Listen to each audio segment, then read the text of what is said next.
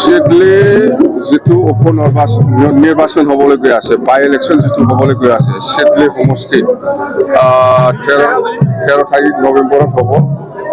ইয়াত আমি স্পষ্ট কৈছোঁ, যোৱাকালিও আমাৰ বিপেপ দলে অকলে খেলিব, কোনো দলৰ লগত মিত্ৰতা নকৰি পেলাই আমি উপ নিৰ্বাচনী ইলেকশ্যন খেলিব।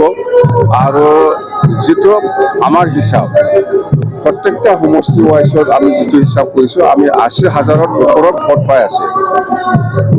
আমাৰ ইয়াত BTC সমষ্টি 5টা পৰিছে: চালাকাটি, কাজলগাঁও, মিছিমা, 14 নম্বৰ চিৰাং, 13 নম্বৰ চিৰাং।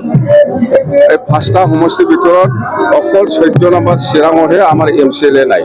এই 4জন MCLA থকা ক্ষেত্ৰত আমি এই উপ নিৰ্বাচনত আমি কেনেকৈ হাৰিম? যোৱা MP ইলেকশ্যনৰ যিটো ৰিজাল্ট, এই 5টা সমষ্টিত আমি জিকিছোঁ বাছ। BTC নিৰ্বাচনত আহি আছে, খুব সম্ভৱ আমি এপ্ৰিল মাহতে হোৱাৰ সম্ভাৱনাটো বেছি দেখিবলৈ পাইছোঁ। আমি যেনক বিপেপ হিচাপে অকলে খেলিব BTC নিৰ্বাচনত। এপ্ৰিল মাহত যিটো হ'ব, কাৰো লগত মিত্ৰতা নহয়। মুঠতে আমি আজিৰ দিনত 25টা তলত বিপেপ দলে নাপায়।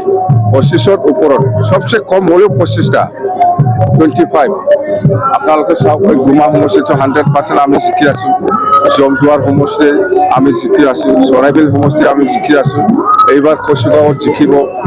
কোকৰাঝাৰত 12টা সমষ্টি আছে। কোকৰাঝাৰ ডিষ্ট্ৰিক্ট হিচাপে 12টাত আমি 11টা সমষ্টিত আমি জিকিম। 12টা সমষ্টিৰ ভিতৰত 11টা আমি জিকিমে। বাই চান্স একটা হাৰিব পাৰে, চান্স আছে। সেইকাৰণে মই কাৰেক্ট কিমানটো হ'ল 11টা, 12টা সমষ্টিৰ ভিতৰত 11টা। এইবিলাক মই বুজি নাপায়, প্ৰমোদ বৰাই কি কয় নকয় এইবিলাক বুজি নাপায়। মুঠতে এইবাৰ বিপেপ দলৰ অভিযানটো প্ৰমোদ বড়ো হাতাও BTC বাচাও। কিছুমান শব্দ মই বুজি নাপায়, আপোনালোকে যিটো বুজিছে মই বুজি পোৱা নাই। এইটো বুজিলে এনচাৰ দিলে হয়। মই